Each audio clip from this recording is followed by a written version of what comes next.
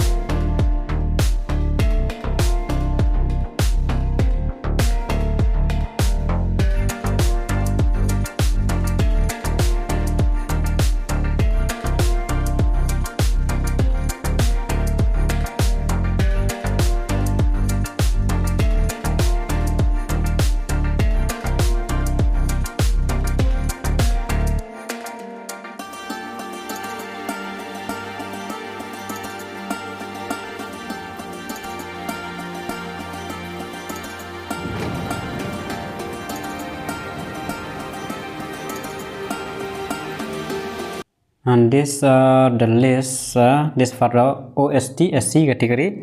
The post is 7 posts, so 1.5 times is around 11 candidate. Okay, so we have only few of them. 11 Albert Mani 345, Biang Starkling 333, Sil Staro 333, Rakesh Teron 331, and Santish Pam Rabha 324, Plilbe 318, Rijal Rabha 314, Ashish Kumar 314, Swiren B 311, Jinal Kling 309, and Subhojit Banai 293.